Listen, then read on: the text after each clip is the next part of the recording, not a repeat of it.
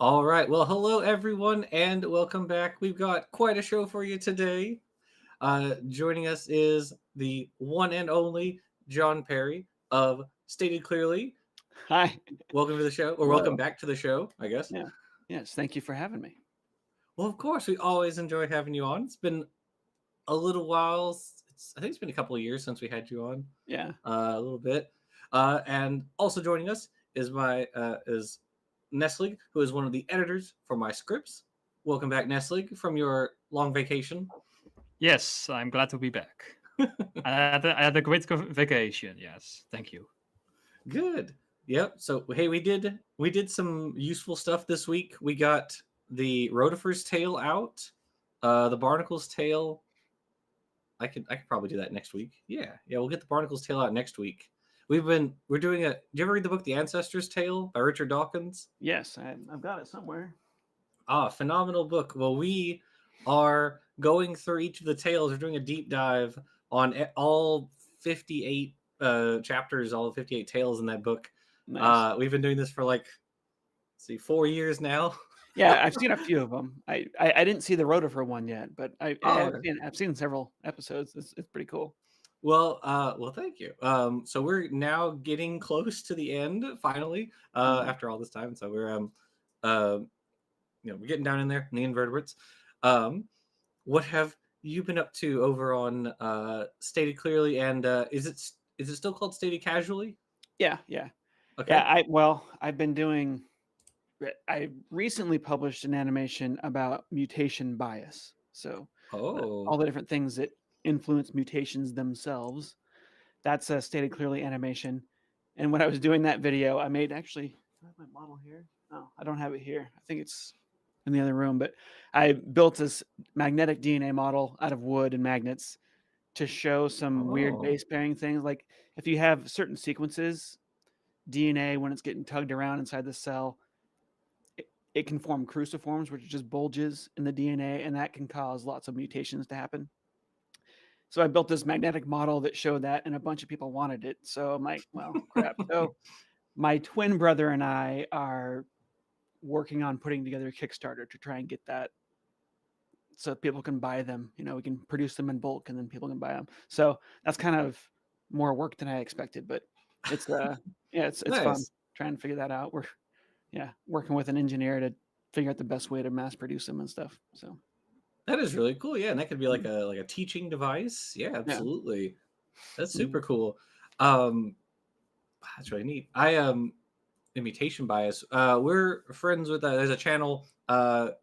He's a population geneticist. His name is Zach Hancock. And he does lots of really cool stuff over there. Yeah. He's done some videos on why the hereditarian hypothesis is not super accurate and all that kind of cool stuff. He does really neat work. Well,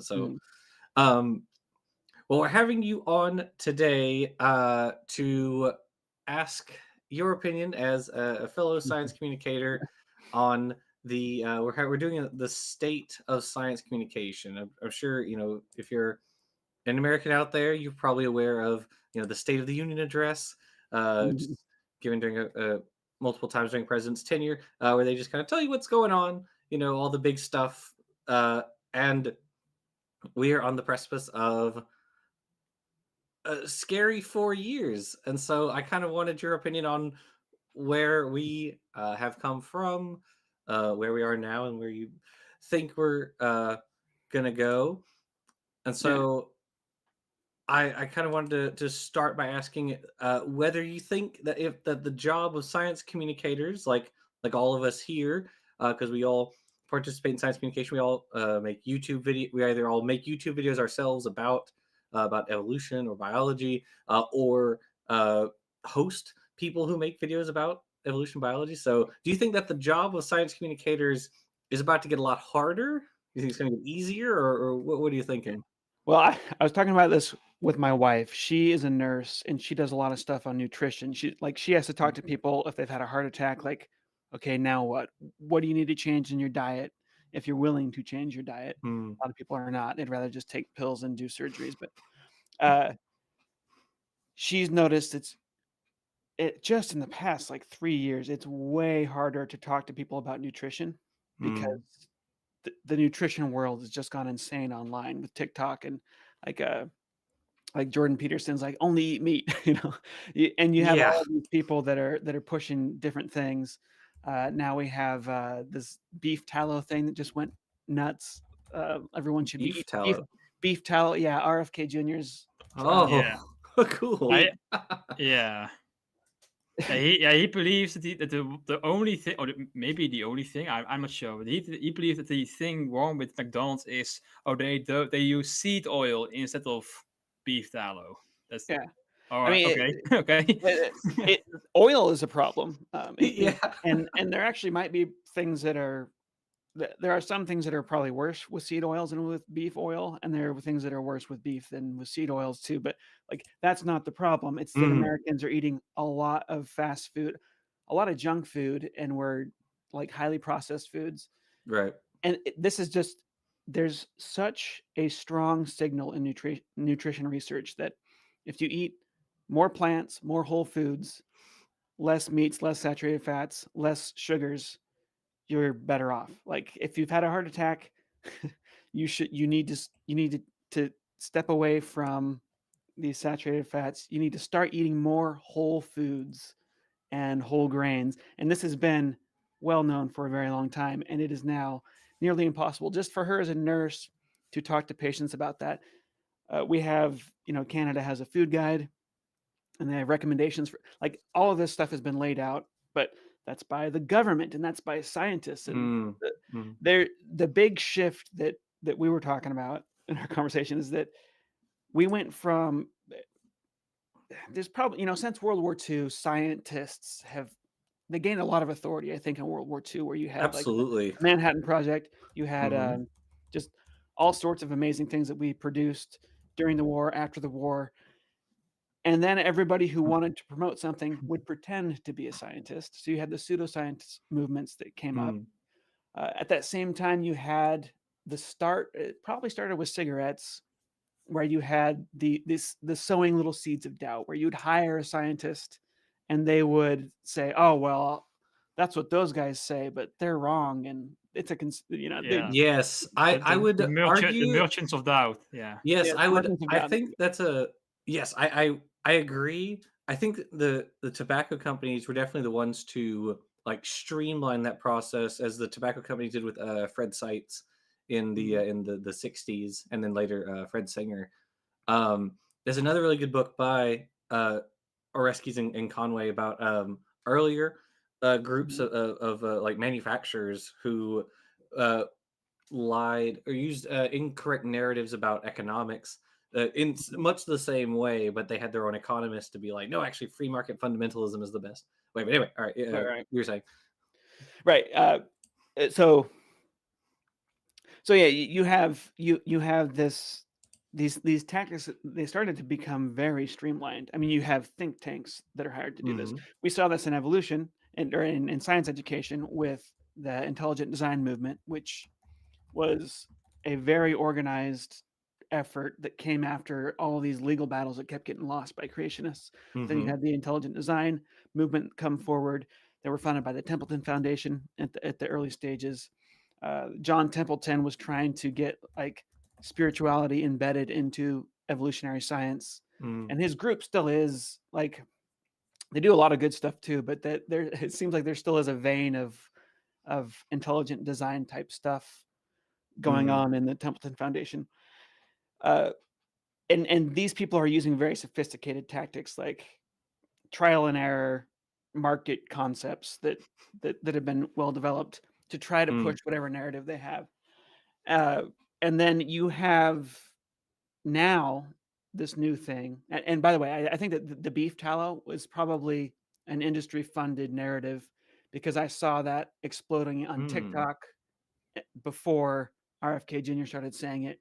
Then he started saying that it seems like he doesn't want to sell out to like medical industries, but he's willing to sell out to beef industry. That's Yeah, what it seems like is happening to me. He needs to get his money somewhere because doing what he's sure. doing is expensive, and he's like, "Oh, I'll just sell it to these people. It's not that bad." That's Which what is I ironic imagine. because red meat is a known cause of like colon cancer.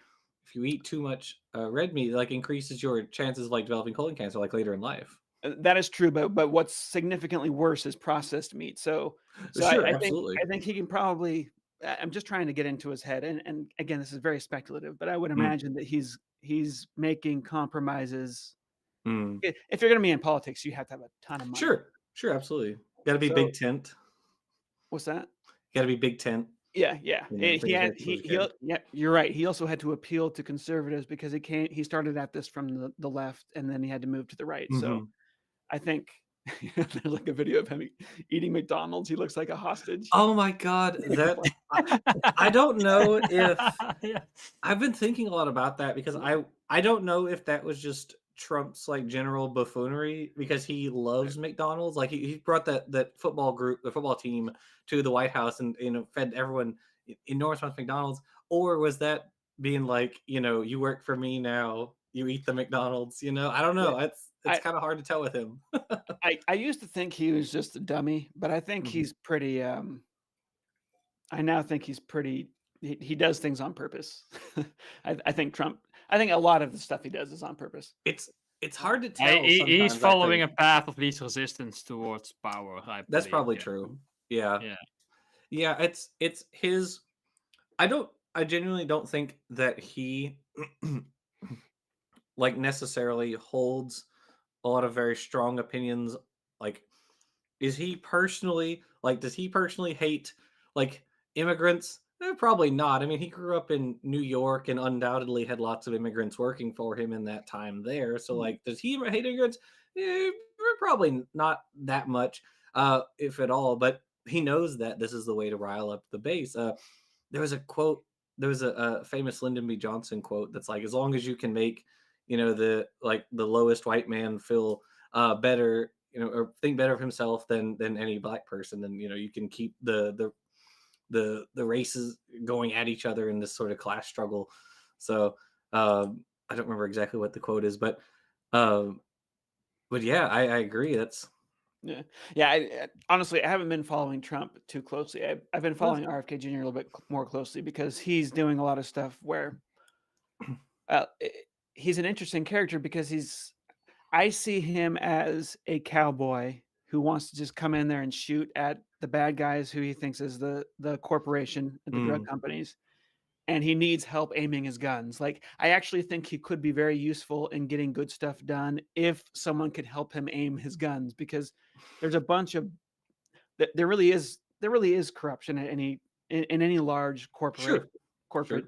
world that needs to be dealt with, and he does seem I really think that he is not willing to be bought out by drug companies, but also he doesn't really seem to be like, he doesn't seem to be a careful thinker scientifically. Hmm. That's why I heard people insulting him as a cowboy, and I'm like, that's actually a really good description of what he is. He's very passionate, and he Hmm. could end up doing good things, but he needs to be guided. Uh, and I'm not saying that in like we must manipulate him to pull his strings, but I've seen him reach out to people like Michael Pollan Okay. and Michael Pollan because he's like, no, screw you. You have all this crazy anti-vax stuff. I don't want to be Hmm. associated with it. And I thought that was really unfortunate because he just reached out to you and you're reasonable on this stuff. Work with him. Bernie Sanders gets it. Like he's like, okay, I'm gonna work with him. We're gonna go with it. We're gonna make America healthy again. And he's just going with it, and he's helping guide RFK Jr. I hope more people take that stance because the guy's Hmm. easy to pick on. He's said a lot of stupid things Hmm. publicly.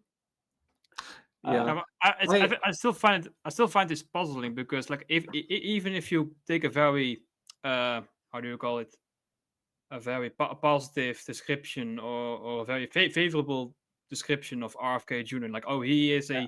an environmentalist activist who wants to protect people's health and the environment. And then he aligns himself with Trump, who is a climate change denier and wants to drill for more oil, and is a very big fan of McDonald's. How do you mix I these mean, two?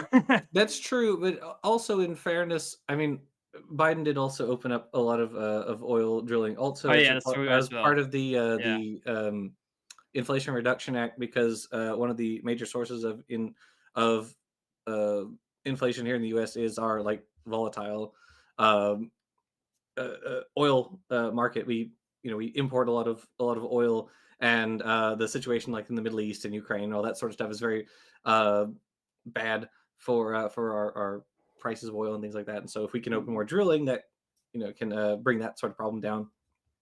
Yeah. Despite the fact that, I mean, Biden is also the one who re-entered us into the Paris Climate Agreement. So um, yeah, I hear what you're saying. I definitely do think that he could do good stuff. Obviously, as you said, there are problems with like Americans are eating unhealthy. We are, like are way ahead of every other country in terms of like obesity and heart disease and all this other stuff, and that is probably, as you said, in large part due to like these. It's very easy to get fast food, and it's not as easy to get um, you know Yeah. Well, fruits yeah, and vegetables, stuff like that. So large amounts of processed food. That's, I mean, stuff that's you have the market that's driving it. sure, absolutely, A company's goal is to make as much profit as they can, and the way you do that is right, you make stuff that's addictive to eat and cheap to make. And it right. turns out that that's not we're not selecting for well-being and longevity when we do that. Uh, so I It's a, he it's a lot is of showing empty showing signs. calories. Yeah, you end up with Yeah, a yeah. lot of empty calories. He's showing signs that he wants to focus on well-being and longevity. Uh, I think some if a lot of his vaccine things go through, then we could see future like crazy epidemics. You're But right.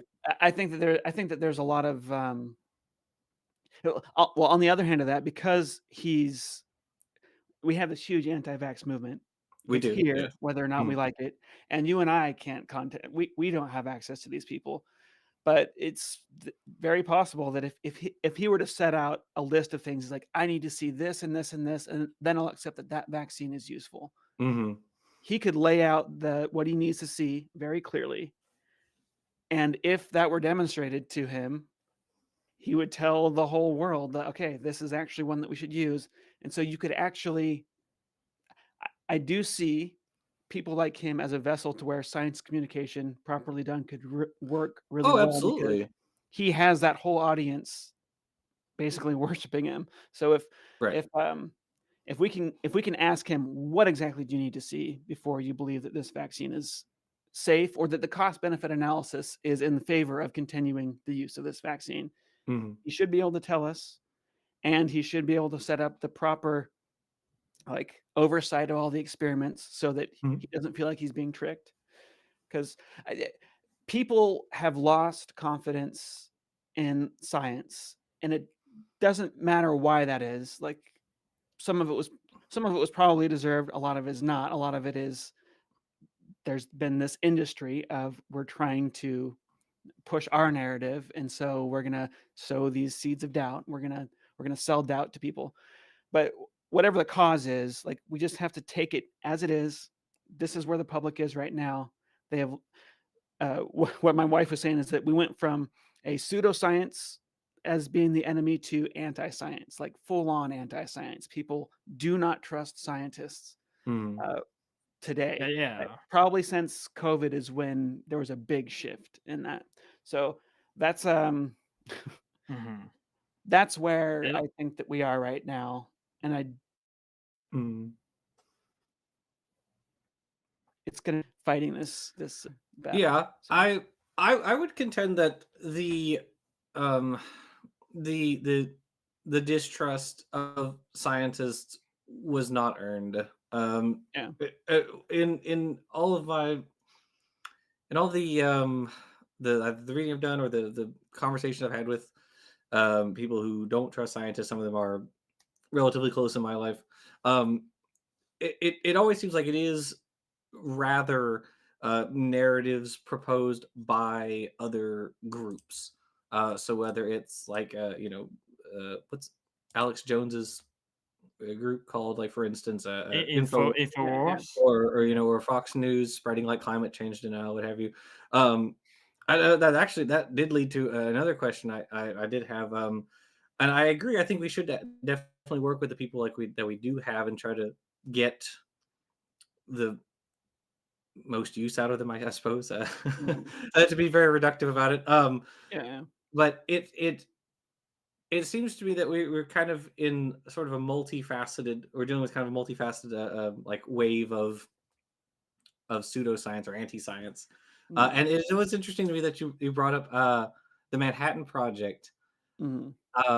I thought I think that is kind of a watershed moment in science because one, I agree that it definitely propelled scientists um, to like fame. You know, they Mhm. were building rockets, and then they became sitting on advisory councils to presidents and things like this. And but at the same time, the public realized, hey, this whole whole scientific enterprise has been under our nose, and we weren't allowed to know about it. You know, what else are they Yeah. doing that we're Yeah. not allowed to know about? Do you Well, think that? I think that what that gained for science is that people Mhm, realized, "Oh, this is not a joke. You can do crazy things with mhm, the science. This scientific thing is like, yeah, you can do crazy things. I mean, even horrible things." mhm, But yeah, and that's why people wanted to dress up like pretend to be scientists uh, when they're trying to promote their own stuff because the scientist, the doctor, the lab coat became just this symbol of almost like a yeah, it's a A special badge. power. It's almost yeah, the almost like the authority. priesthood, but Yeah. the that's it was well respected, and that respect was Yeah. earned. Mhm. And But sorry, I now cut it you off. seems well, yeah, now it seems like being an outsider gives you more Yeah, respect, yeah, especially if you've been more canceled, right? fashionable almost. Yeah, being yeah, exactly being cancelled, being Mhm, uh, anti woke. That's right. that sort of things. Yeah. I like the quote that Joel Duff puts in here. Most people we call anti-science don't consider themselves as being anti-science. They are just against the science that doesn't tell them what they want to believe. Yeah, yeah, yeah. Do you think there's a way to combat that? Do you think there's a way to have to make people try to reason more like as a scientist to try to convince them to approach things more scientifically, or do you think that would not be something that could pass among Uh, people more broadly, or what do you think? I do think I think that one of the things so one of the things that I'm going to be focusing on now more is this phrase "nullius in verba," which is the motto of the Royal Institution or Royal Society. Um, it's like the oldest living scientific organization, and it Mm, means take no one's word, and that was their motto. So for all the mm, papers that people published, you had to explain what the experiment was. You had to explain it so well that they could repeat it themselves because no one was supposed to take anyone's word for anything. mm, And we've gone to a phase where uh, so the the public saw like Anthony Fauci as an authority figure, and there was even a mm, line. I don't know if he meant it to come out this way, but he said something like, "If you're against me, you're against science." And his enemies just took off on that. They kept on playing mm, that over and over again, just that clip. mhm, Like, oh, he's an authority. He thinks he can just tell us what to do. mhm, And I don't know that he intended that when, I even watched the whole thing in context and it did sound pretty bad, even in mhm. context. But Yeah. the people felt like, whether this was justified or not, they felt like they were just being told by the experts what to do and what to think, and that's what they're rebelling against. But the the spirit of science has been from the start, like it's not about authority. Mhm. It's the non-pope thing. Right. We don't have Mhm. a pope in science. Um, Except Darwin, of course. He's our god. But no, I'm just kidding. uh, Yeah, that's a joke, folks. Yeah, it's true, right? Yeah. But focusing on this fact that no, in science we demonstrate the claims that we make, and this is not based on simple authority.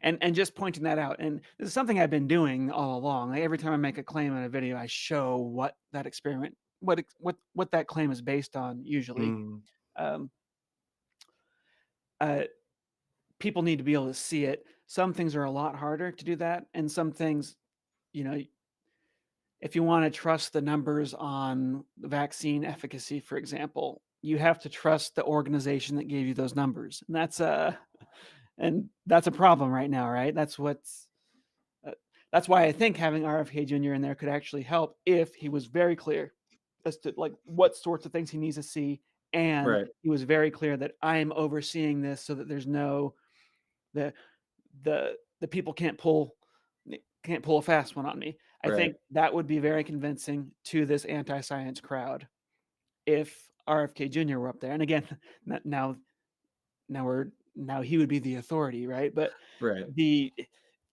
in some ways you cannot help but have an authority because you're not going to do an experiment personally that's going to look at thousands of people's medical histories.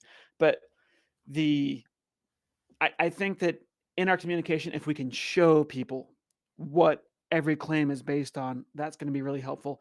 And remind people that science is about taking no one's word. What is the data? There is no pope of science. And just hammering that home over and over and over again. And whenever you have a scientist who is saying something inappropriate, like if Fauci says that, you can say, what he said there was inappropriate. This is why. I Hmm. hope he didn't mean it that way. But you can I think that's where we need to go. Oh, I think, watching Fauci through COVID, he was taking kind of an old school approach where you try to control the narrative and you try to, you're trying to do what's Hmm. best. And it just didn't work in this new era of the internet. Uh, Everything he said that was hyperbolic got Hmm. added to a clip, and you Right. can see 10 things he said in a row that weren't really true, Right. and I mean, and then you can see the evidence for that is that people were very good at calling BS and Hmm. exaggerating BS as well. So we need to take Right. a much more humble approach moving forward and really show people why it is that we believe this. What is the data?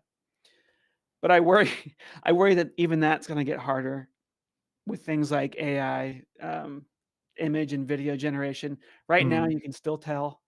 You're not gonna be able to tell in 5 years if this crazy new animal is a real animal or not. And it's gonna make everybody doubt everything they see in a video or online.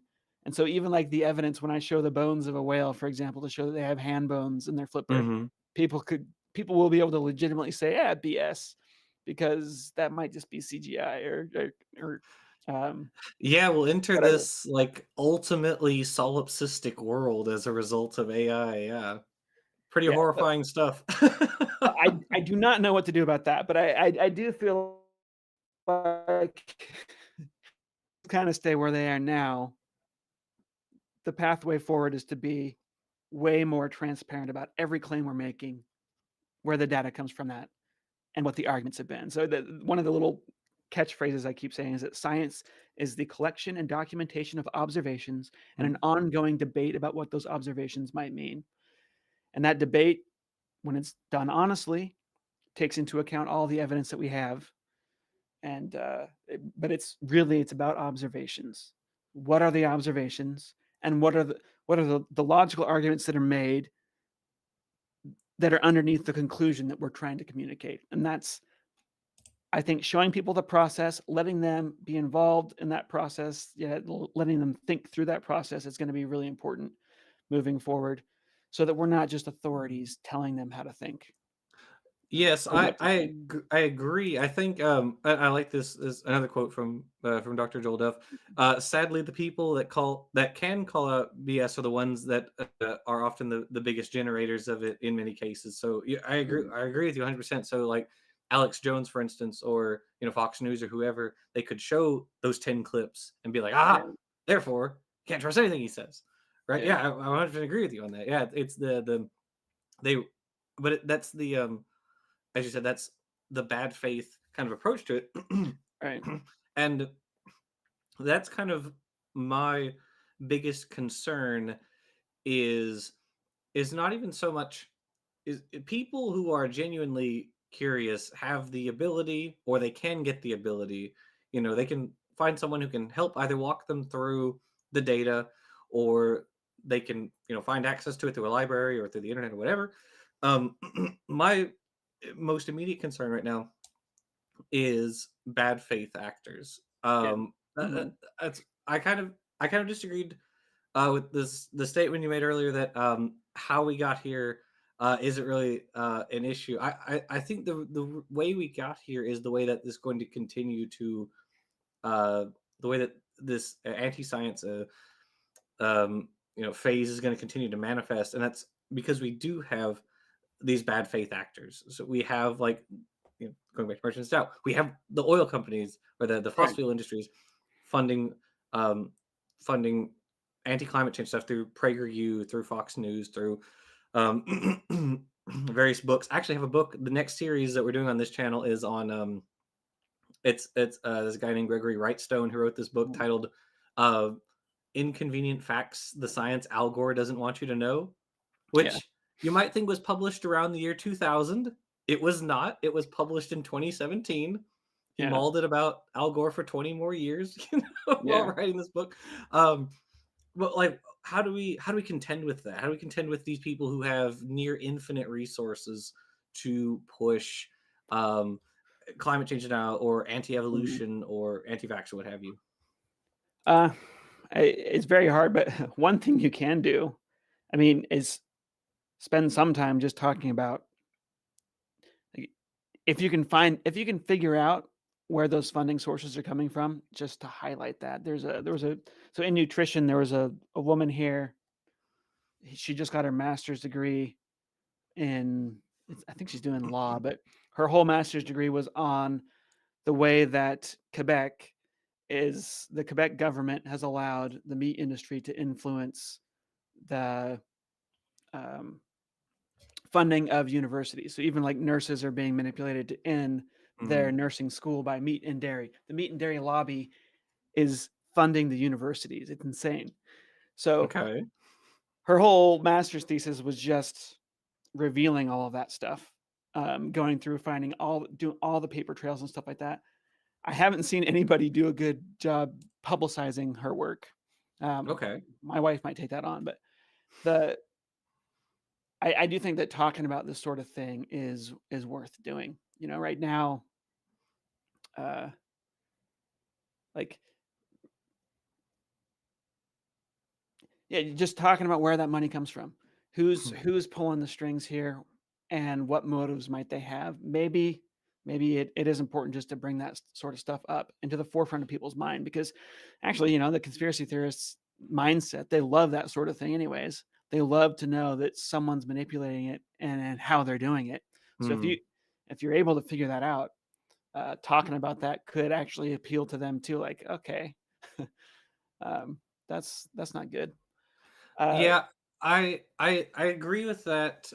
Um, you've read Merchants of Doubt, yeah, or I've you're not read that book, no, oh, well, it's a but great book. I do Highly know of recommend. it. Yeah. They do point out relatively late in the book, when it actually comes to climate change, that that there was like a lawyer who was going around and making all these speeches about how climate change is not real and all that sort of stuff. And once the news revealed that this guy was just a paid actor by the oil industry, he very quickly faded out. Mhm. Um, I agree. I think definitely showing people, or following the money. Where does the money come from? Back to like whether it's the Koch brothers, Rupert Murdoch, or Yeah. whoever. I agree. That is all very important. Um,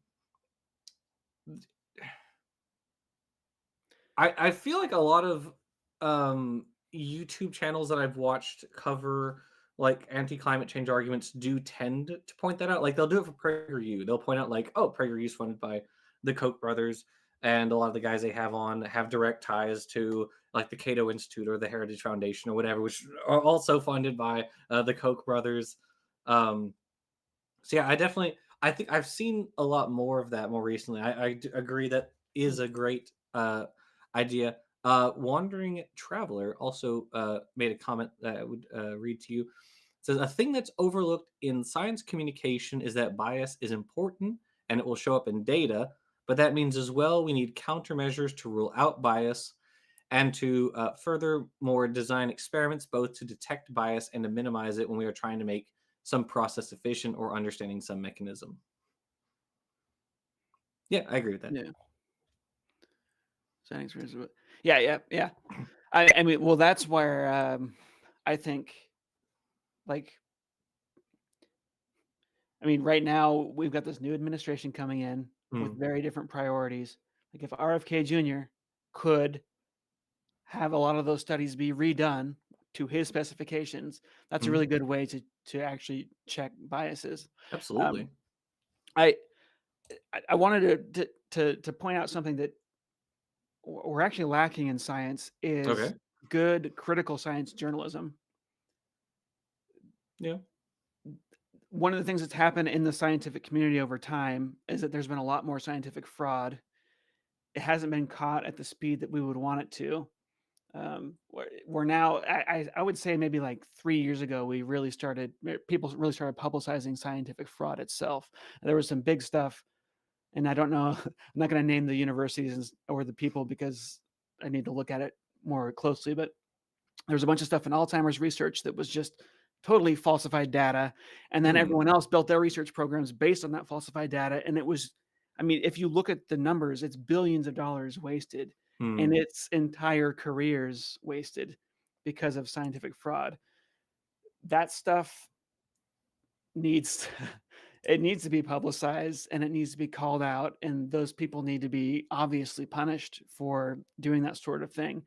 absolutely. The it Most science journalists and science communicators, there recently Sabine, what's how do you say her last Oh, name? Hofstadter? Hofstad Ossenfelder. Ossenfelder. There you go. Hossenfelder. Ossenfelder. Yeah. She got into a fight The with only time when being Dutch comes to my advantage. yeah. She got in a back and forth with Professor Yes. Dave, right? Yes. And she insinuated that he's just a science cheerleader. Um, or she said, "I'm not just a science cheerleader." I thought that was kind of a funny little jab at all of us science communicators, but because there actually is this problem where most people in science communication and science journalism are just excited about stuff and talking about it. We get excited about discoveries, we talk about them. We're pushing out press releases, and there's actually not a good, really like hard hitting critical science journalist. It's not to be found really. I don't know if you know of some that I don't. Um, yeah, I think I agree in with the spirit of that criticism. I think you're right, especially with regard to recent stuff I've seen on like the AI that's been used in scientific papers, like that mouse Yeah, image with the Oh yeah, yeah. the I remember tube that. coming off of it. yeah. I definitely agree with the spirit of that. Um, there was a few years ago, there was the oh gosh, what was it called? The same The thing was bar happening. plot, the bar, or maybe so sorry to think something else, but No, it was basically it was called they called it like the replicability crisis or whatever in like the Yeah. social mm, sciences. And I We have that agree. in medicine too, and in nutrition. Right. Right. Yeah. Because, like, yeah, the problem with a lot of, I mean, the problem that is endemic to social sciences is the same problem for medicines. Like, your populations change over time, right? And you're dealing with different subsets of people and, so on Mhm. and so forth. Um, and I agree. Obviously, it's important that we deal with the problems, like whether it's plagiarism or it's people using AI to write papers or falsifying or just outright falsifying data or what have you, like what the De Palma guy did for the paddlefish or the paddlefish, sorry, the fish that were in the the tennis site. Like these are all problems. You're right. They all should be addressed. The people responsible should all get punished. And also, the thing that I tend to see is usually we don't we as I say we science communicators, the royal we, uh tend not to control the narrative on that kind of stuff. We Mhm. also kind of let that one get out of hand in the same way. To go back to the Sabine versus Professor Dave back and forth. I think I tend more to agree with Dave on that sort of stuff. Yeah. Where yes, there are problems. Yes, there are problems. Yes, we do need to address them. But these problems are not at the heart of science. Like these are the problems of certain people in certain areas. It's not a problem that is endemic to science, and I feel Well, like well, we let that narrative kind of get away from us. well, I would say that science has a policing problem where, Sure, like, peer review is great when everyone's being honest. It doesn't sure. work when you can easily trick your peer reviewers. There's only usually like two of them, right? Hmm. So if you just write the paper good enough, they're not gonna go check and make sure you weren't lying. That hasn't been in the past something they did because there tended to be really high integrity in science, Hmm. or we thought. And it turns out that now that we've had AI, AI is being used to look at images for falsified images, Hmm. and it found tons of them. Uh, Yeah, sure. and we've recently realized that this is the problem is bigger. So, uh, science does in general have a policing problem. We haven't been policing it properly. It's something needs to happen there. I think that will help. But when I say that Yeah. we've earned it a little bit, that's what I'm talking about. Like we have earned it a little bit.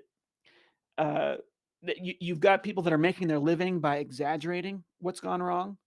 Yes, Like the Alex that's Joneses and more so on. my concern. Yeah, is Yeah, those people a good faith like understanding of like yeah these people did wrong, they should be punished, and yet we can also still by and large we can look at scientific papers and know that most of it is still you know good stuff, has been peer reviewed and all that. But my worry is more of those people who are using this as like we can't trust any science at all. yeah, yeah. Yeah, if you look at what Alex Jones does, he'll find something that happened over here and then say, and therefore this is happening over here. Best examples, like there's a vaccine that we use that is so we modified a virus so that it would make rabbits go sterile when you inject it, and it's contagious from rabbit to rabbit, and we use that to control rabbit populations on an island. Right, we do Therefore, that the with COVID koi vaccine did herpes that. and yeah. So so he'll find something that's true and is Mhm, actually not well known. I mean, it's good that people are aware of that. There's a little silver lining in the Alex Jones rant that, mhm. but it's good that people know that that technology exists because that is something that could be weaponized on people. But Sure. then he says that because that exists, therefore that's what COVID is. And Right. the COVID vaccine. So it's like, yeah, it's very difficult to deal with that sort of uh and the guy's making a living off of this, and it's Right. a huge problem. Uh so yeah, I don't know how to deal with that except for that it's the Sisyphus problem. Like we're going to be constantly pushing this rock up the hill. The fight Mhm. never ends. Uh, Yeah. and it's a bit lopsided because yeah, my brother-in-law is a doctor. We were talking about like a lot of his patients are now trying to do crystal healing and stuff like that, and he's Mm. trying to make them take their medicine, right? Mhm. And the problem that he pointed out, he's like, whenever there's a bad case with medicine, we kill somebody, it's an error, it's a drug Mhm. that got approved, it shouldn't have been approved. It's in the news, it's official, it's on file. We Right. tell everyone about it. It's well known. Whenever a crystal healer kills somebody, they don't have the big organization behind them. It's Bad just chakra. like oh, well, that was a bad one, but look at this one over here. I'm a different one. I won't Right. kill you. So there's That's a this good point, yeah. there's this problem with it just doesn't track. There's no history. Uh, like I remember It's here. it like it's basically the like do you know the whole argument of oh science was wrong before like that's Yeah, the yeah, whole yes, the whole yeah, argument. So it's like it's like science is the like one of the one things that self corrects and sometimes yeah, that's seen as a weakness but it should yes, be seen as a strength. Mhm. and that's really and that should be made very clearly to people. Like, yes, science changes when the new data arrives. That's a good thing. Yeah. Well, the other thing he has to do is like when there's not a treatment for a disease, he tells them there's not a treatment for this disease, but the healer will just be like, "Oh yeah, I'll treat you." Right. And so the admitting that you don't know, that's another thing that science, that's a virtue to admit when you don't know. Mhm. But these movements and pointing the stuff out, like, look, it's good to say I don't know when you don't know. It's Yeah. bad to pretend you know when you don't know. Because everyone gets that, right? Nobody wants someone to lie to them to spare Sure. their feelings. So I think pointing this stuff out constantly is helpful. But yeah, I think we're entering with AI, with Twitter splitting. Now we got Blue Sky now. Like I think that Yes. all these, I feel like this stuff is going to divide people more and more and more. You've got, yeah, that a rise in homeschooling to avoid having to teach the things like evolution. Mhm. Um, Having Twitter versus Blue Sky, like all these things are bad. And now you can get customized AIs. It'll just, if you want it to never, if you want it to be an intelligent design AI, it'll just keep you in that realm Mhm. and it'll never show you anything else. Right. Uh, All the algorithms and everything. Yes. it's going to get easier and Taking the easier. blue pill. Mhm. Yeah. Literally, basically, practically, literally. And we as science communicators, we're not going to know what the heck is being thought outside our bubbles too. We're all getting stuck in bubbles. I used to do a lot of classroom visits. I need to start Mhm. doing that again because it's been years. It was before COVID that I did my last. This was 5 years ago that I did my Mhm. last classroom visit. So it's. I think that's another thing is getting out in front of real people and real audiences. It's been too nice to just be a YouTube teacher, right? But Yeah. Yeah. I just started this. Well, I guess this last year. Teaching in college, and it's been quite an experience. It's been an experience, not just being a TA, but now like actually having your own class and having to yeah, be like, all right, everybody. We actually tell me about it.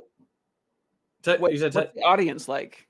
oh, well, so last semester I taught, and this is gonna be real odd because I'm a zoology background guy, zoology, paleontology, all that, and I taught a like an intro physics class last Nice, semester, nice.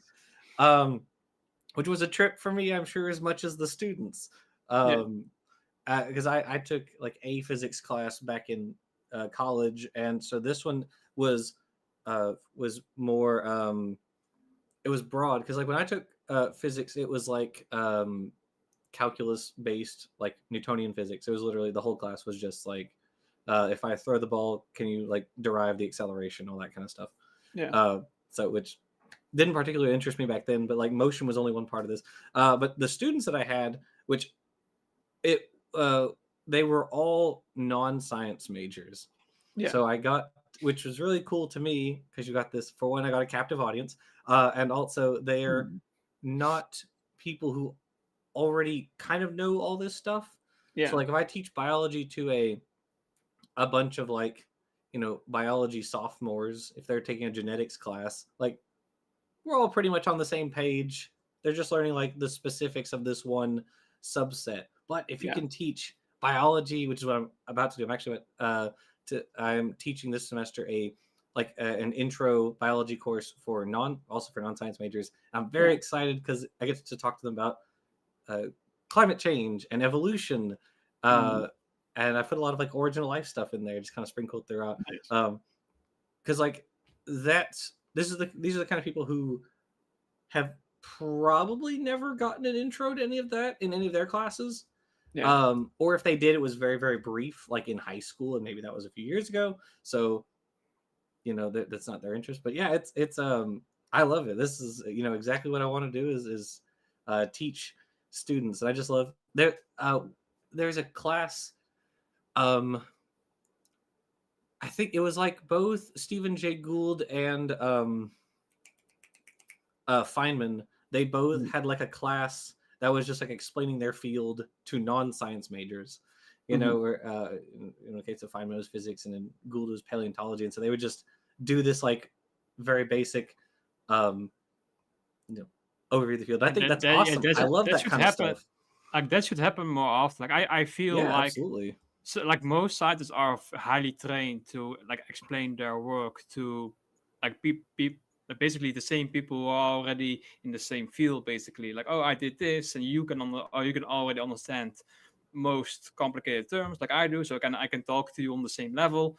But talking Mhm. to the general public should be that should be a skill also developed by scientists. So that's one major. I think that's one major reason why anti-science is flourishing, because like there's a gap.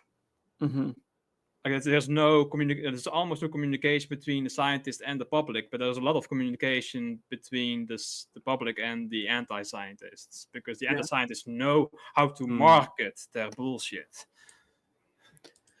Yeah, absolutely. Yeah. Um, I mean, yeah. I mean, they're. And one of the things too is that if you look at Alex Jones, he says 1,000 things, and then when one sticks, he goes with it, right? So yes. that's one of the reasons that they're so good at marketing their bullshit, as you said. Uh, I There's a quote that I heard from a I like to watch a political YouTuber called Destiny every so often, and he made a comment. It was relating to Alex Jones, or somebody else made a comment to him or something like that. But he said, there people will always say, just like what you said. Alex Jones got well. You got to admit, he Alex Jones got this one thing right, but yeah, nobody ever says you got to admit Fauci got these 10 things right. yeah, right, And that's that right, uh, um, inequality exists in the media. And That's there is like you are accountable for everything in science, but you're almost never accountable on the other side. Like yeah, if you make a mistake, then oh well, he was doing his best. Like you know, like something it can happen sometimes. Like that's we have from my unfinished journey for $6.66. Hail Nero, hail Jax, John and Nestlig, and hail good solid science communication. Thank you.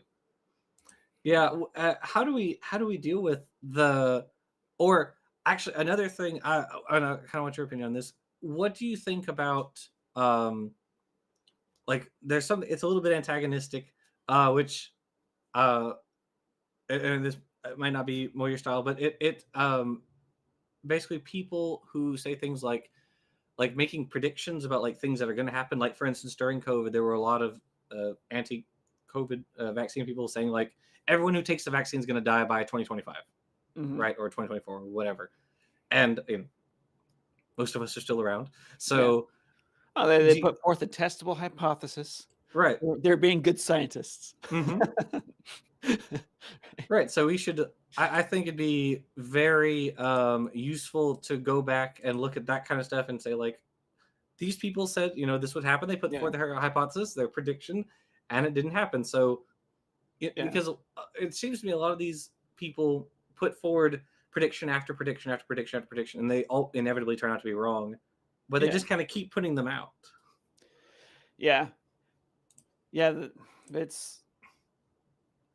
I mean and that's how when you have social media algorithms, what happens is that there's constantly billions of things being said every day, Hmm. and then whatever sticks is pulled up to the top. So that's yeah, that's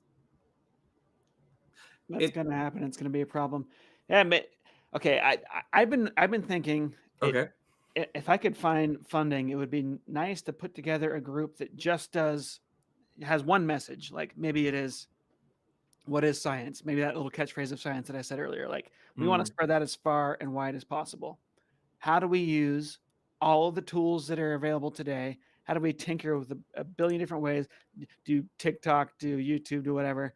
Um, Even have someone on the team that's just using really crappy AI art or just doing memes or whatever. Like, what if you mm, just tinkered with that and see, because they're using all these tools to spread bullshit. So what if you just had a group that was just tinkering? We've got this message that's positive. We want to spread it. Go and just throw everything at it and see what works. I think that would be very interesting to do. Yeah, I agree. Oh, my unfinished stock for $2 says, "Don't grift like Alex Jones. Like and share instead." So yes, all of you out there, like and share, like and subscribe if you're not subscribed. Yeah, I absolutely agree. Having a group of people who like maybe have each their own specialty, getting together and doing. Yeah, I agree. Positive. I think a lot of putting more positivity out there would be cool. There's but you can even have someone who's doing Firebrand, but the version is there's one message that we want to get out, like science is the collection and documentation of observations and an ongoing debate about what those might mean. You need something simple like that, and then everybody goes. There's the nice guy, there's the mean guy, there's the whatever, there's the hot chick, there's all the different groups, and you just go and you see what works. Because I don't know that. I mean, I'm sure marketing teams are doing stuff like this, but like how do we move forward in this day? I'm an artist, so I feel weird if I use AI art because it's like betraying my community. But if the enemy is just using it to spit out garbage every day, maybe you need someone on your side who's doing that too. So I don't know. I agree. Yeah, 100%. The science. I don't watch a whole lot of science content on YouTube. I watch kind of a few particular people, but it does seem to me in general that the science communication, with the exception of a few people like either like Professor Dave, who are like really, really broad in science communication, there aren't really a whole lot of people I see do stuff like that. Most people are very niche. Yeah. So like like PBS Eons, who's just doing like just evolution, or I haven't seen very many Hank Green videos, but it seems when I watch his stuff, it's usually just kind of historical stuff. I don't know if he does. I recommend watching his personal channel. He's got a bunch of good stuff on there. He's getting pretty broad with it. I mean, anything that's publicly. Vlogbrothers, right? Yeah, I think so. Well, Vlogbrothers was one of his channels, but he has I think it's just the Hank Green YouTube channel or something. Okay. Where he's been doing a lot of really nice rants lately that are very insightful. And I don't know how he hits home runs so often, but his stuff is really good. He convinced me to buy a book recently. Okay, well so that's good. I'm not really. I was sent one of his videos the other day, or I saw it on. I don't remember how I came across it, but he talks about how the issue of populism combined with new forms of mass communication, and actually convinced me to buy another book. And I need another book. And you can see part of the shelf over here, but yeah, the stuff I've seen is really good. But I think that's a great idea to have a team of people who are not super focused on one particular thing, but or maybe each person is focused on one particular thing, but it's because you have a bunch of them, so your group is like broad in that way, right? You have a biologist, a physicist, a chemist, what have you, and so, or something like that, maybe just a broad science communicators. I think that would be great. That sounds like to me like that would work out really well. We definitely need more people who go on large programs in defense of science, because there really aren't that many of them. There really aren't that many people who go on like the news, for instance, or CNN or MSNBC or Fox or what have you, who can sit there and then be grilled by a panel in defense of science. There really aren't a whole lot of people who do that.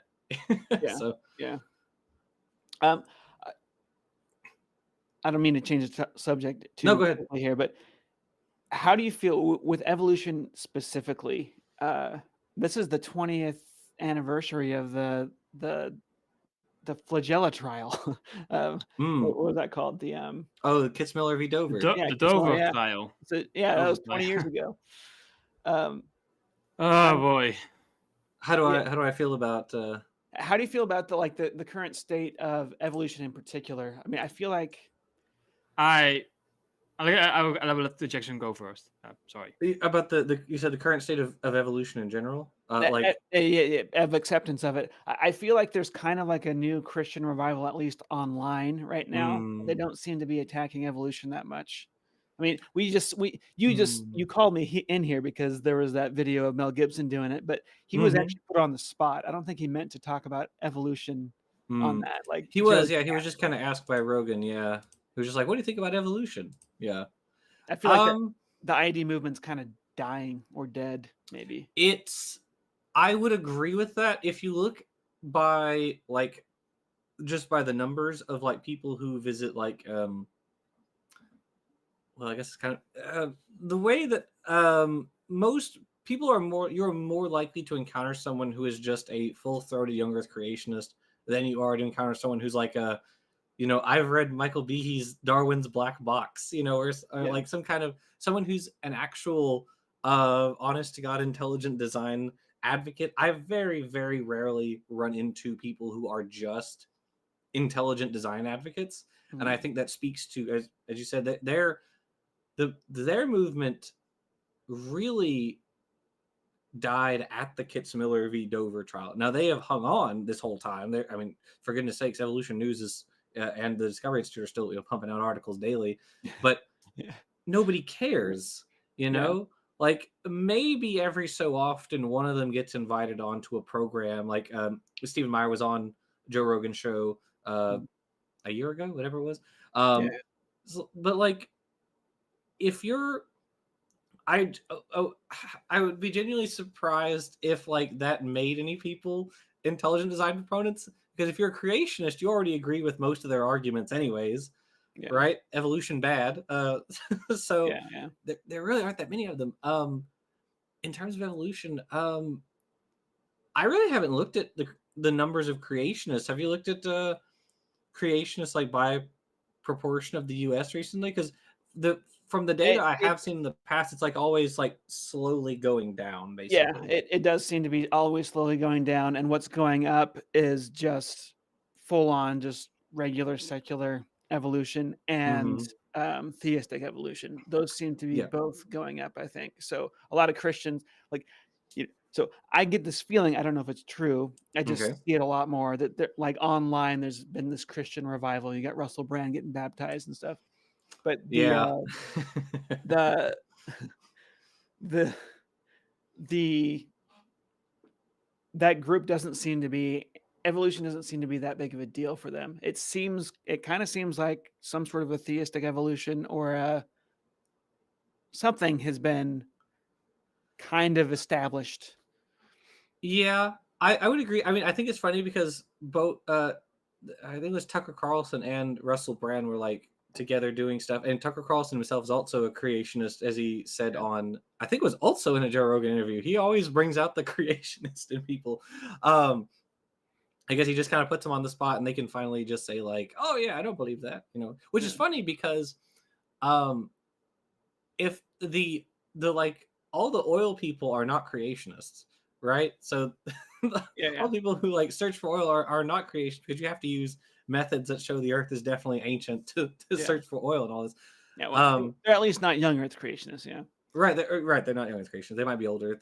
Like Fazal Rana and Hugh Ross are like the only people doing like reasons to believe, which is like old earth creationism. There's Mhm. kind of not really many of them. Um, I feel like I really don't argue this, and this is just an anecdote, just my personal experience. I don't argue about evolution that much with people anymore. Mhm. The creationist channels on YouTube have all kind of solidified into one little group, and they're Mhm. very insular. Um, there just aren't that many of them left. People don't. It seems to me. I mean, because every so often, like the Discovery Institute will put out videos that do get some decent views, maybe in terms of like tens of thousands, hundreds of thousands, but they don't get much traction outside of YouTube. I'm never seeing them on Twitter, for instance. I've never seen anyone posting Discovery Institute videos. I never see Yeah. people posting Answers in Genesis videos. People just You're right. I just don't think people care that much about it as much as they used to, like in the early 2000s or earlier, because you had the NIHAM debate in 2014. Mhm. But yeah, it seems to me like that issue has faded and been replaced more with like the anti-vax Yeah. and climate change stuff. They've kind of taken over. Yeah. Yeah. That's what I feel too. Like if I look at, I mean, I get angry creationist comments every day. Sure. If I look closely at them, Hmm. it's like 3 people. There's one guy with like 10 accounts. It's a whole cycle through, but Ah. you can tell it's the same person because they're saying the exact same things. Right. We have people like that. Yeah. Yeah. uh, So yeah. it seems like, and they're very angry and they're very like aggressive about it, but it feels like the death throes of a dying thing. So I Mhm. feel like, I don't know, it would be interesting to get more conversations. I mean, not from actors necessarily, but from actual religious leaders and stuff. Like, well, where are you guys at with this right now? Because I just don't know. We like it's very rare nowadays that we'll get like a creationist to come on. Mm, Every so often I can convince someone on Twitter who I run into. I'll say like, hey, if you want to argue about this, because I also I don't do as I really don't do that much arguing, or I really don't post that much on Twitter anymore. But I kind of stopped arguing with people on Twitter kind of before that, because I was like, I don't have time to yeah. spend 2 hours arguing with someone about the details of this one paper. It was really bad. Nestle was also in on it, because we were arguing with this guy about who was arguing that this one paper on the decay rate of DNA in like Moa fossils Oh proved that the yeah. Earth is young. And so we take one of the co-authors of that paper published another paper later, which was the paper on the 2 million-year-old DNA from the permafrost in Greenland that had like Mhm. mastodon DNA and stuff. And we said, okay, this guy wrote this other paper, so clearly the Earth can't be 10,000 years old if he was on this other one. And he details specifically like what methods they use to extract the DNA and to preserve it, and all that sort of stuff. And the guy we were arguing with, like, just he thought that it was the hydrogen bonds that were like the bonds in Yeah. question in this paper. We were like, you were never on the same wavelength as us throughout this entire argument. Like, you know. Yeah. Um, but Well, I aside think from the him, like, hydrogen bonds will decay yeah, when you dehydrate them. Yeah. yeah, it was hilarious. We were like, wait a second, you thought it was the hydrogen bonds, which sounds Yeah. very elitist if I say that out loud, but but Yeah. yeah, I really don't get. I don't get them that often. It's funny. It seems to me more honestly that biologists are kind of fighting amongst themselves. The like Dennis Noble versus like Richard Dawkins seems to take way more center stage in evolution than fighting creationists. If that Are you aware of that sort of stuff? The like third way of evolution, all that, and extended Yeah. synthesis. Yeah. That stuff is very annoying. Um, Yeah, but I see that way more nowadays. It seems like, and again, that could just be my bias. Could just be me. I am also looking for evolution stuff. no, I think, but I think that's being promoted by. Um, I mean, there still are court cases. Like Mhm. there was this court case just recently where the parents claimed that the theory of evolution is an atheist doctrine, therefore teaching evolution is teaching a religion of atheism. Mm. And the judge said, "Well, the if something happen if a scientific observation happens to coincide with one belief that you consider religious or another, that doesn't matter. It matters if it's a scientific observation." So Mhm. the judge was perfect on that. Well, So I'm seeing that, and I'm curious to see if they're going to try to be using these little things like Dennis Noble and a lot of these other guys. It seems, I mean, they're being paid also by the Templeton Foundation to do this, mhm. and I'm curious if, again, most of what the Templeton Foundation does is great, but I'm curious if there's like this vein in there where they're trying to continue the wedge strategy.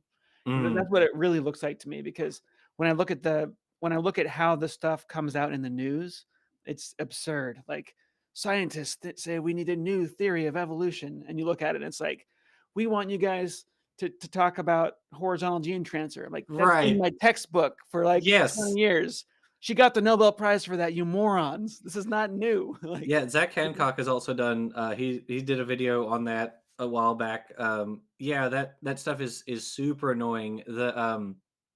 Because it kind of comes down to, you just have to straight up ask, like, okay, what do you think should be taught that isn't already? Evo Devo, horizontal gene transfer, like genetic drift. It's like, that's in my videos that are what? used in high Like, school. Yeah, yeah, like these but, things. yeah, but also Dennis Noble also argues for like a revival of Lamarckian evolution as well. So that's even not the end of what he proposes. Yeah, it's yeah, it or epigenetics is another one. It's like, yeah, everyone's been Yeah, talking yeah. about epigenetics for 30 years now. What do you Yeah. want? What do you Yeah, I want? mean, if we were going to steel man them, they just want more emphasis on it. They want it on the Sure, homepage of the Wikipedia entry on evolution. sure. But it's like, these are cool dynamics that emerge from the basic fundamentals of evolution, but it's not the fundamentals of evolution. Right. That's why it's not taught as the fundamentals of evolution. It emerges on top of evolution. It's Right. They it's have their hobby horses essentially, epigenetics. and they're like, Uh, make my hobby horse your central thing. Yeah. yeah, but I actually do, because of the way it's been worded, and because there's so much money being pushed on putting this through the media, getting different journals to uh, getting different journalists to interview people like Dennis Noble over and over again. It seems to me like there actually might be some sort of a like push to sow doubt in the theory of evolution through the Templeton Foundation. And Mm, again, it's going to be a sliver of the Templeton Foundation, not the whole thing, because there's lots mm. of good stuff coming out of them. But the it I like, my spidey senses are tingling, and it would be great to get a real journalist to come in and look at this, because yeah, that's what we're, like I said earlier, we lack this in science, is journalists that are like, they have funding to seriously dig into Mm. an issue and find out what's going on. Uh, yeah. So I wanted to ask if you were aware, because this ties into this. Are you aware that the Discovery Institute was publicly, not anymore, one of the proponents of the Project 2025? No, You aware of that? no. Yes, their name. I might have the only proof of that on the internet. I took a screenshot, um, and I sent it off to Professor Dave at one point. I don't know if he'll ever use it, but um, the they had, like, so Project 25 had its 2025 had its list of sponsors, Mhm. and as it picked up more traction, I think it came with a lot of. I mean, even Trump tried to distance himself from it. He was like, "I don't know anything about it. I've never heard of it. I've never seen it before." Yeah, And I think that got so much bad press that they actually pulled their names off the sponsor. It's not there anymore. You can't find it. yeah. So, Well, you might be able to find it in the Wayback Machine too. Have you ever oh, used that? that's I really I only use that if like Wikipedia like uses it to get to an older version of an article, but not usually. Yeah. That's a good point. I That didn't that's think. the best thing to use, because if you have a screenshot, again, you're you're begging people to trust that you didn't Photoshop it, right? That's But true. Yeah. yeah, if you could find it on the Wayback Machine, and it doesn't, that thing doesn't catch everything, because it only scrubs the internet every so often, or scrubs. It only searches and records the internet so often, but that's pretty useful. I don't know much about the whole 2025. I mean, I've heard that before, and I've heard that Mhm. it's obnoxious, but I don't know anything about it. So It's essentially is the like a right wing list of things they could potentially do, but we have no idea if they would do any of them. It's just things that ever since like the Reagan administration, the Heritage Foundation has put out this like booklet essentially that's like, here are some things we hope that the president does do, and like yeah. they may or they may not. It's entirely up to them. But um um, how long do we have you for? Do you have to go or I can be on for another probably 20 minutes, okay? Um, 15, 20 minutes. Yeah. okay, gotcha, perfect. Um, all right, I'm gonna light another incendiary topic. All right. How do you think um All right, we're gonna get you canceled with this one. Okay, no, I'm just kidding. Uh-oh. Probably. I'm curious. Israel or what do you- Palestine? Israel or Palestine? No, just we all know it's Azerbaijan is the real winner. Um, do you think that science people, science communicators, should be engaging with like policy stuff, especially as it pertains to issues like, for instance, uh, like trans, like biology and endocrinology and that sort of stuff? Do you think that we should be involved, as the we science communicators should be involved in that kind of stuff? For just teaching the facts of what's going on, sure. I like I'm it seems like everyone's making a pres- everyone I see doing this ends up almost everyone tries to make prescriptive arguments. Like, Hmm. I would like to see more people just explaining how things work. Hmm. I've every time I've thought about getting in there, I mean, it's just I have explained this before, like why I haven't really dove in on the subject. It's just it's like a bar fight. Hmm. You make Yeah. everyone's fighting, they're fighting hard, and they're gonna listen to you and see like which team do I think you're on? And as soon as they Hmm. hear you and they make an assumption as to what team they think you're on, they're gonna hit you with a bar stool. It's Sure. just full on attack. So That's that's fair. a very difficult topic to try to weigh in on. I've my experience with it is a friend of mine who is trans was out of work, and I was like, well, how about I hire you? I was doing a video where I had to talk about sex determination in it briefly. Hmm. I was talking about the how it is that we end up with 50-50, with roughly 50-50 ratios Hmm. and species that have a two-sex mating system. Hmm. And I was like, a couple of years ago, this was no big deal to talk about, but right now, this is tricky. So I Right. had him like figure out, give me some advice on how I should talk about this. Um, so I had hired him, and the advice that he gave me was basically like, you cannot use the term sex determination, and you should not talk about male and female. You should say those that produce sperm, those that produce eggs. And I thought that was actually just too much. I'm like, no, I'm not going to use male Hmm. and female. Yeah. It's just easier to get across. Yeah. So that's been basically my Yeah. only like, and nobody cared. Hmm. Nobody had any issue with it. I Hmm. got, yeah, I was worried for no reason. So Sure. Do you think I mean, well, my thinking is that the issues that people take with, for instance, like, well, in LGBT stuff generally, is a red herring. Really, it's not. It doesn't matter what data you present about this, what the biology, what the neuroendocrinology of being gay or trans or whatever is. This isn't the issue. The issue is something else, and this is like a substitute for that. What do you think about that? well, yeah, I think most people are arguing. So you have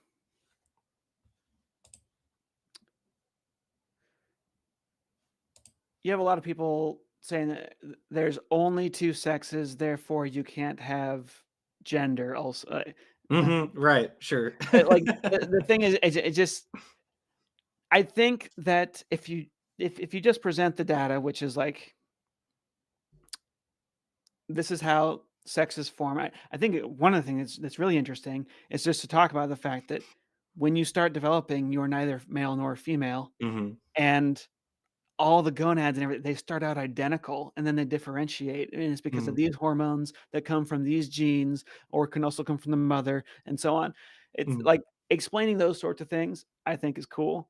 Uh, if you understand those things, it immediately becomes obvious that there can be variation, right? Right. So Absolutely.